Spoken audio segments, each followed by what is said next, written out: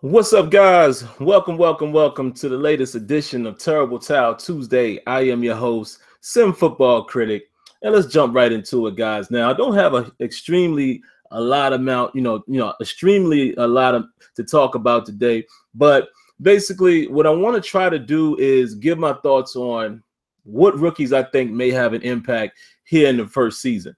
Now, it's going to be a kind of tough with some of these positions because you never know who's going to end up on the 53. I'm glad we're starting to get closer and closer to, mini camp and OTAs and things like that. And then as we get into training camp, we'll be able to decipher, exactly who we think will make the 53 and who won't. Now, as far as the rookies, I know the rookie mini camp, if I'm not mistaken, is coming up this weekend.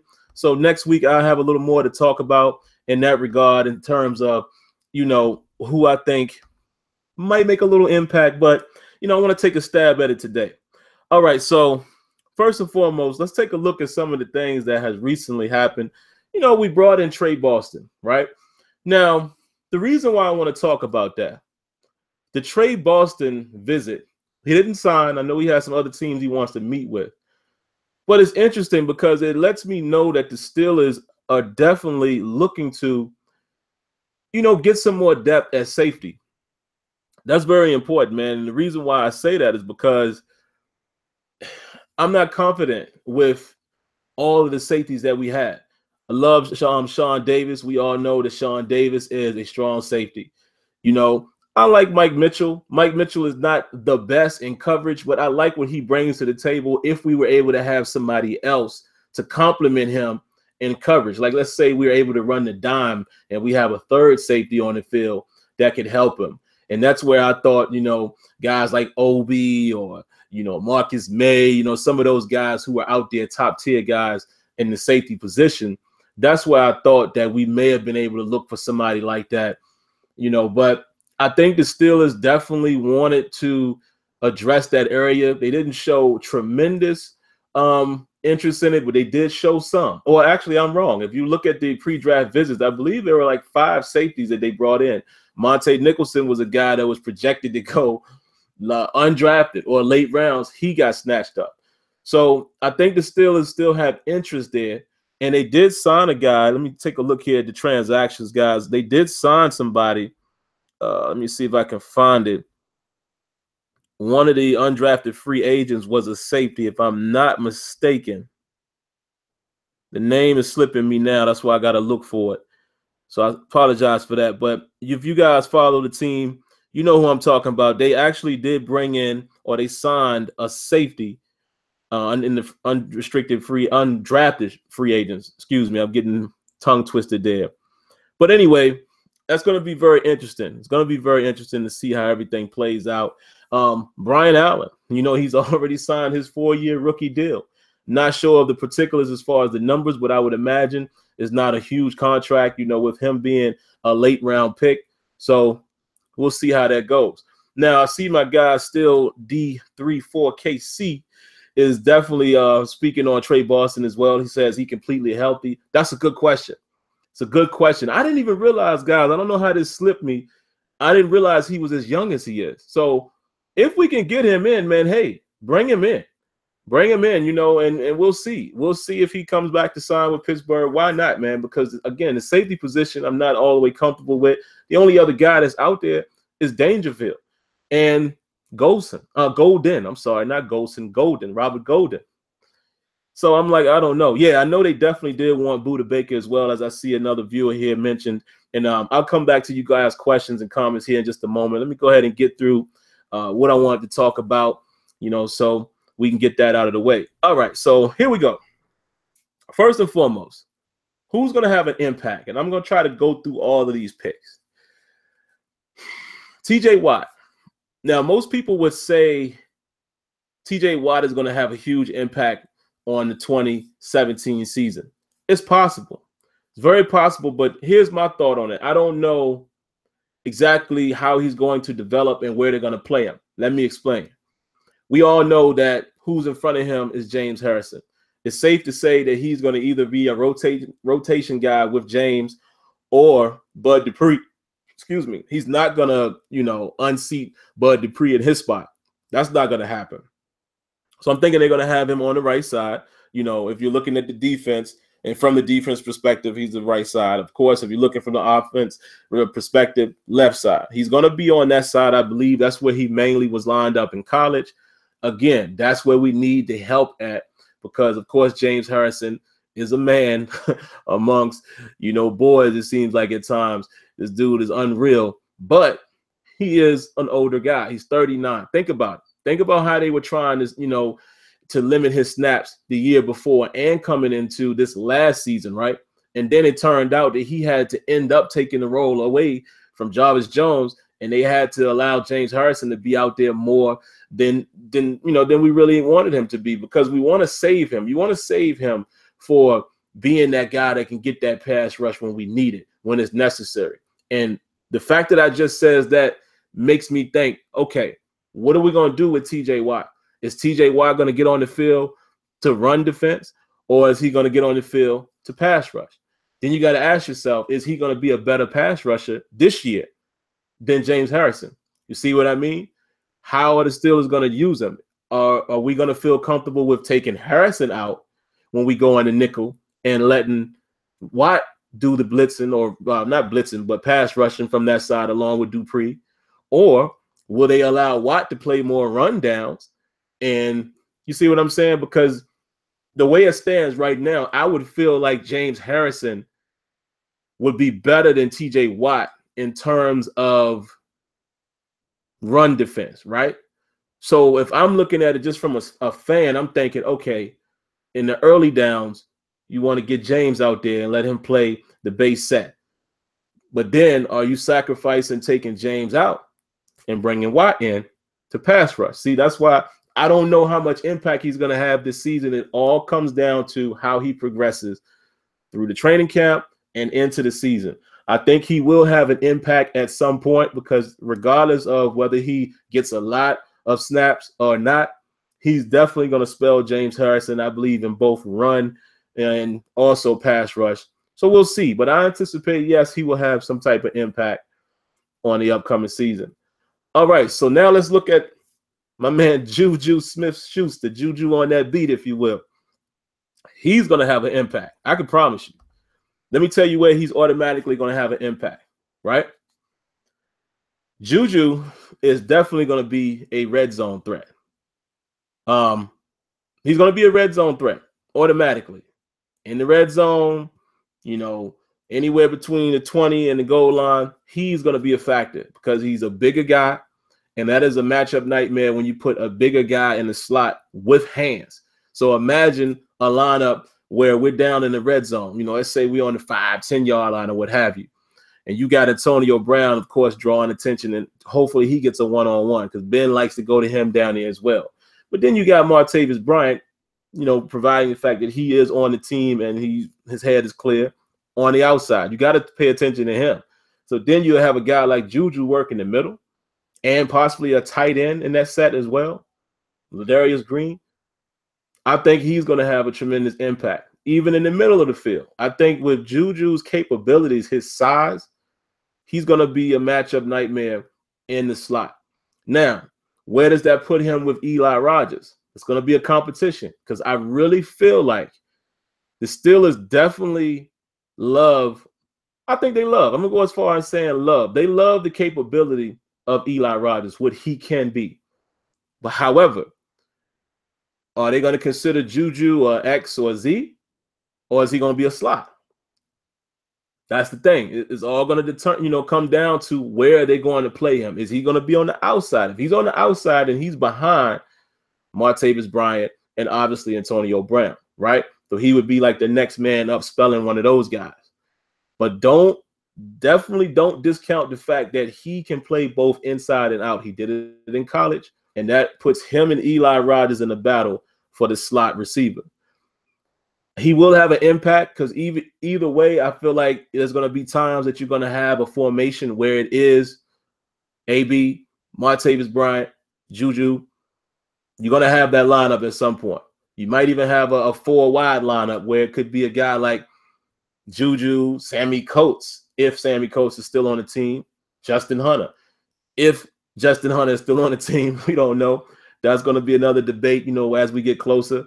And then Martavis and AB on the outside. See, it's a lot of different variables. You may have a formation where you go 4 wide with the tight end. Y'all know the Steelers do that from time to time. So you imagine having Ladarius Green and Juju on the insides, and then on the outsides, you got AB and Martavis Bryant. See what I'm saying? Could get crazy. Got tremendous weapons. But absolutely, I think being a second-round pick, looking at the talent that he has, he's still a young kid, but I believe he definitely plays this year, makes an impact. I can almost guarantee that. All right, so now let's look at the third-round selection. Now, here's a guy that I actually think has the possibility to make the most impact. Yeah, I said it. Cameron Sutton, I think, has the potential, or there's a possibility for him to have the biggest impact of all of the draft picks. Let me explain why. We need the most help where? Edge and secondary, right? It's argued that you could say James Harrison, TJ Watt are going to rotate. Bud Dupree, if healthy, is definitely going to be the guy on the other side because Bud is a potential monster. We saw what he has the capability of doing last year when he finally started playing. Now you see he's going through all of these pass rush workouts. I mean, he's really trying to get himself there. Bud's going to be a problem. So, again, I think you're going to have on the other side Harrison and TJ Watt rotating. You never know who's going to be in at what point. But a guy like Cam Sutton is safe to say that he could very well be competing right now for the slot corner position, the nickel corner, right? I can foresee the opportunity of him being the guy. Look who he's going up against. William Gay, which we love William Gay for being the veteran, but come on, let's face it. He's not the best corner anymore in coverage, in space like that, right? Cody Sensabaugh. Cody Sensabaugh shows some flashes of what he can do, but let's face it, he's been on a couple teams. He's a veteran, but he's been on a couple teams. We don't know what he brings to the table. I like Cody, though. I think Cody is one of those sneaky guys, somewhat like Bryce McCain when we had Bryce McCain. He could be one of those guys that's, is a little bit of a journeyman, but can find the right scheme. So I like Cody. So I'm not going to discount him. But again, you have to look at it that way. William Gay, Cody Sensabaugh, and guess who else? What's the guy's name again that we've all been waiting for? What's his name? This guy we've been waiting for 2 years now that we thought would already be the starting slot guy. What's his name again? Yeah, that's right. Senquez Golson. We don't know what Golson's going to be. 2 years removed from football. Pretty much 3 years. Because if the last time he played was college. Missed 2 pro seasons. Didn't finish OTAs or training camp. Didn't play in preseason. Never played an NFL snap. Going into your 3rd season. Let's be real. Golson will be fighting for even having a spot on the 53. I hope for the best. I hope Golson comes in here and this kid balls out and says, look, I was hurt, but this is what y'all drafted. I would love it. But that's wishful thinking. So is it right for me to say Cam Sutton could be the guy? Yes. Very possible. So I think right now, Cam Sutton has the potential to have the biggest impact in the Steelers team this coming season, just based on position and need. Could be TJ Watt depending on rotation. But Cam Sutton, as I sit right now, possibly he has the potential to be the biggest impact player for the Steelers as far as the draft and the rookies. Moving on. Josh Dobbs. Unfortunately, Josh Dobbs is probably not going to see the field. I say unfortunately because, you wanted him to develop more, but fortunately, let's go ahead and foresee this. Let's say fortunately he doesn't see the field because Ben Roethlisberger doesn't get hurt and neither does Landry Jones beat him in camp. Let's say Josh Dobbs moves into the 2nd spot, but Roethlisberger is healthy, never has to come out of the game. I know it's wishful thinking. But let's say Roethlisberger finishes a 16-week season. We don't see Josh Dobbs. That's how I'm looking at it. Looking at it realistically, maybe Dobbs comes in and he stays at the 3rd spot on the depth chart. Maybe Roethlisberger gets, nicked up or whatever. You know, Landry Jones is probably going to be the one that saves us or tries to save us for a couple games. That's probably how it's going to play out. So Dobbs is not going to have a huge impact. However, I would like to see him go to the second spot. Hey, we know what Landry Jones is all about. Let's see what Dobbs has to offer. We have nothing to lose, right? So I would like to see him do some things in preseason. Moving on. Oh, I skipped one. James Conner. I'm sorry. I'm still thinking we were getting the quarterback in the third, and we actually didn't. We got him in the fourth. James Conner. James Conner will have an impact. I pretty much call that right now. He's gonna fill that D'Angelo Williams role, hopefully with a Le'Veon Bell being healthy, right? So the dual back set. You know, I think we bring him in possibly sometimes for short yards, take some of the brunt off of Le'Veon, right? I see that happening. Love the way that kid runs. He's a battling ram. He looks for contact. I foresee him having a role. Maybe even down in the goal line. No, like I said, two-back set. I definitely see him having a role. How much of an impact? When you're talking about impact, I don't know. Because we got enough weapons on offense, man. Everybody's could be impactful. I mean, come on. We hope that this one guy, what's his name? Martavis Bryant, will have the biggest impact offensively for our Steelers. That's what I'm hoping. But as far as offense, there's a lot of guys. And another guy, Ladarius Green, if he's healthy. I did see that he worked out in the phase 2 of OTAs here just recently, so hopefully he's cleared. But those two guys is who I would hope has the biggest impact. We know what Antonio Brown is. We know what Le'Veon Bell is, as well as the rest of the NFL. So those two guys need to be the most impactful on offense, right? Now, James Conner will play. I think he definitely will take the second spot in the depth chart. I think he beats Nile Davis in that area. Just my gut feeling. Nile Davis, I think, however, will make the team. I think possibly the Steelers will open up with 3 running backs. I don't foresee Tucson of those guys making the team. It's just my gut feeling because I think we're going to need extra guys somewhere else. I think we're going to need 6 cornerbacks and 6 receivers. So you got to trim somewhere else. Nile Davis, I think, will be the return guy. We'll see who else can possibly battle him for that, in preseason. Cam Sutton, however, again, here's another impact. I think Cam Sutton also has potential to be a punt returner. Hopefully. I don't want AB doing that anymore. Let some of these young boys get out there, right? Now, here we go. Moving on to Josh Dobbs. I already talked about him, so let's move on to the next guy. Brian Allen. Brian Allen, though he may not have – well, before I say that, guys, this is a tough one. And y'all know I try to do this stuff off the head. Haven't had time to really analyze it. And again, it's early. Y'all know once training camp starts, we're going to have these discussions more and more.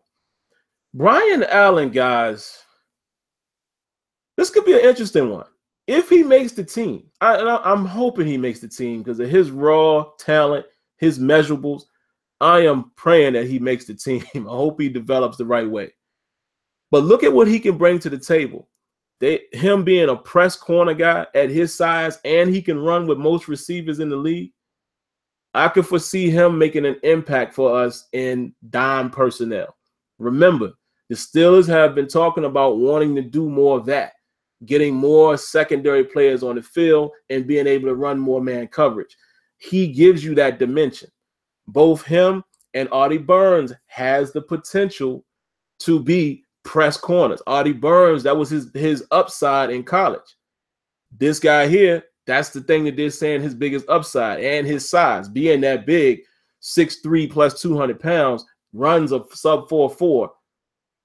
He can make up for lost time, so to speak, if he gets beat. Y'all remember that play with Artie Burns? I can't remember who it was against. It might have been against Buffalo. But y'all remember that play when Artie was running with the dude down the sideline. Dude had a step on him, and Artie was able to track, catch up to him, rip the ball out just before, as he's trying to catch it. That's makeup speed. That's what they're saying about Brian Allen. Brian Allen has that same potential, and he's long, tall, not going to be able to throw the ball over him. Let's keep an eye on him. We have to hope, though, because he's raw. We got to see if he gets out of training camp. The long snapper. Whatever. I don't know how much impact you have on the game, so no disrespect to him. Let's move on past him. And last but not least, this guy, Adams. Keon Adams, I believe his name is. I've been watching his film, man. Again, he has some bend capability to him. Don't be surprised if he's a sneaky good pass rusher in the making, like Chicolo. Remember they said Chicolo, I want to say it was last season. Early last season, I remember guys like Mike Pursuta and others were saying that Chicolo was looking like the best edge rusher for the Steelers in camp. Got dinged up during the season, but you see the potential that Chicolo has. I like Chicolo, and I'm rooting for him. But let's just say this dude Adams has that same potential. That's going to put Arthur Mote's, his status on edge, in jeopardy. Not going to be guaranteed that he makes the team. So we're going to have to watch some of those guys. So, again, the guys that I say keep an eye on, Brian Allen and Keon Adams, let's see. The guys that I think have more of the potential to make impacts in the first season, J.J. Watt, and it's going to depend on their T.J. Watt, sorry. It's going to depend on their rotation. Who else did I say? James Conner, I think, will have some success. I don't know how impactful. Who else did I say? Schuster. Juju on that beat is definitely going to have some success, and I think his impact comes in the red zone year one. I think that's going to happen. And then last but not least, I think the biggest impact as I sit today, man, is Cam Sutton. I just have a feeling because that is one of the biggest needs that we need right now, and there's really not a whole lot of rotation happening in that nickel slot, position. It's not. We're looking for a guy. Don't be surprised if Cam Sutton comes in, does what he has to do, wins that job. And I'm also hearing, don't count out the fact that he could be playing on the outside. So it could be a scenario like this. Artie Burns, Cam Sutton, St. Clair's Golson if he's healthy. Who knows? Who knows? So Cockrell's spot is not necessarily solidified right now. We'll see. So that's about all I got, guys. Let me go ahead and look at some of your guys' comments, man. I at least finished up in enough time where I can look at some of the comments here. Appreciate you guys coming by. Still D says the knee has been a problem twice now. He's 24, but he's permanently lost that step. I don't know. I would love to have him. He would be a huge upgrade over Mitchell. Trey has speed. He's talking about Trey Boston. Yeah, I would love to have him, man, and see what he has. If he's okay, if physicals pass. Why? I think a lot of times, we get too caught up in when guys get cut and we just thinking they're trash. Gotta let these guys play a little bit and see what they still have. It might be something still in the tank. What's going on with Bud Dupree? Has he gotten 100% healthy? Supposed to be 100% healthy. If you could probably find it on Instagram or YouTube, he's been doing some pass rush drills. Like he's really working right now. He's getting himself in prime shape and he's working on his technique. I'm getting excited about him. He says the growing feels well. You can check him out on I know it's Steelers.com. Missy Matthews has a FaceTime, she calls it, when she sits down with players. There's one on there with Bud Dupree.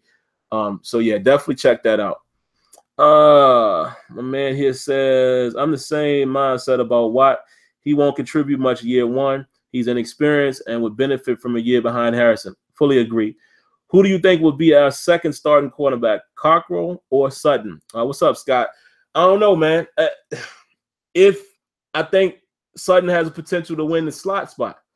But just like you, I guess what you're saying and what I mentioned a little while ago, they've said that Sutton could possibly play outside as well in the NFL. They were saying that probably in the NFL, you would look at him as potentially putting him in the slot, but don't count out the fact that he could still very well play outside as well. Quasi says, AB, Brian, Juju, Rogers, Coates, Hunter, he might start at the slot. Yeah, man, Coates. That's probably going to be my 6. Hunter is a question mark. Hunter's a question mark. We'll see, because you never know. They might keep DHB, but that might be my 6 right there. AB, Bryant, Juju, Rogers, Coates, and Hunter. That's a mean lineup. You got some speed out there, but you got some inexperience. And that's the thing. You might keep a guy like DHB around for veteranship. But AB is a veteran, but you know, AB is more of watch what I do, where DHB is more hands-on. Like he's known for talking guys through it. You know what I mean? So that 6th spot is going to be interesting. But I do believe the Steelers keep 6. I don't think they go with 5 this year. And you're definitely not putting nobody like Juju on the practice squad. You can kill that noise. But I think Ayers is in trouble. I also think that Hunter and DHB, that's going to be interesting. They're going to keep Coates, I believe. Coates started off well last year, got injured, didn't do that great trying to recover, had surgery on the fingers in the offseason. Don't forget, Coates still showed us some things. I think he makes the team. Could Smith-Schuster and Connor have the type of impact for us like Dak and Zeke had for the Cowboys? Nah, I don't know about that. Only reason why I say that is because Connor might not get as many opportunities to be very impactful. I think he will help us in short yardage and spelling for Le'Veon Bell. Schuster, possibly. I think Schuster is going to have an impact. I think at some point, man, if they try him at slot, he might overtake Rodgers in the slot spot. But we'll see where they're going to put him at. What else are you saying? Coach O'Hunter has the best chance to make the team. I kind of just addressed that. No one has the impact of a quarterback. Also, Connor won't even be the starter. Very true. Sutton is definitely playing special teams and playing slot corner. Quasi says, yep, probably so. Do you think Brian Allen would have an impact? I think I discussed that already. Trey Boston, Connor, I don't want to see Landry Jones on the field. Hey, I'm like this when Landry's playing. I'm like, Still D says, I don't want, oh, I just read that comment, duh. Both of you guys said the same thing. That's crazy. We keep it 6 receivers. I believe so as well. Let's see what else you guys are saying, man, and we get up out of here. Blake says, KC fan. Chick does have upside. He does, man. Chickalo has huge upside. I'm a huge fan of Chickalo, man. I just, it's something about that kid, man. I think Cam and Watt will have a similar impact. Yep. He reminds me of Bud. Don't forget about Ghost. Ghostin got to show me something, man. He got to stay healthy.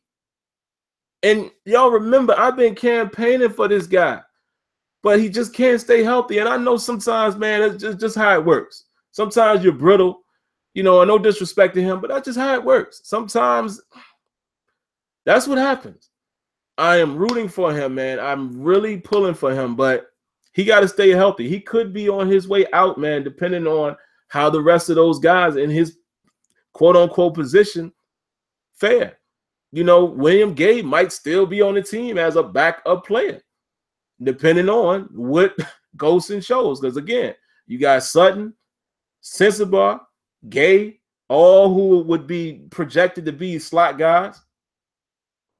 Then you got Brian Allen, too, that can play on the outside, who could move somebody else outside. And you just never – I don't know, man. I'm hoping for Golson, but I'm not confident yet. People don't understand we have depth at receivers, but they not reliable. Absolutely agree with that. All right. So I think that's it. I guess we'll go ahead and wrap up here, guys. It says Golson play man and zone. Yeah, Golson has huge potential if he stays healthy. 2 years removed, though, is a question mark. I'm sorry. And a foot injury and a shoulder injury. I'm doing this, though. I'm praying that he comes back and has we've seen it before, right? With Sean Spence. I'm hoping he has a Sean Spence-like return where he's back to normal, but more of an impact. Spence, unfortunately, just didn't get the opportunity to play because of guys in front of him. So we'll see. But all right, man, I appreciate you guys tuning in, man. I'm going to try to keep this as consistent as I can. I'm going to try to shoot for, say, 12:30 every Tuesday, maybe 12, you know, try to get on somewhat of a schedule unless, you know, it's a day that I actually have to go into the office, which sometimes I do on Tuesday. In that case, it'll be a pre-recorded video. But I want to thank all of you guys for commenting, coming by to watch the video. Appreciate that, man. And to all of you Steelers fans, here we go. Let's swing the terrible towel. We're getting closer and closer, guys, to seeing some type of football. I'm dying to see not only just training camp, because just you hear a lot of news and stuff, and I plan to go to Latrobe this year, but I'm dying for preseason. I want to see these guys in action. I want to see what these guys can bring to the table. So that's going to do it. Always, guys, if you're not a subscriber, make sure you go ahead and subscribe to the channel. Go ahead and be a part of the home team. Cut on your notifications so you know when a new video is present. As well, I promise you guys, it will never hurt you to hit that like button. So that's going to do it. Shout outs to Steeler Nation. We'll catch you guys next week. And hey, watch some playoff basketball. That's all we got right now. All right, guys, y'all take care, man. Peace.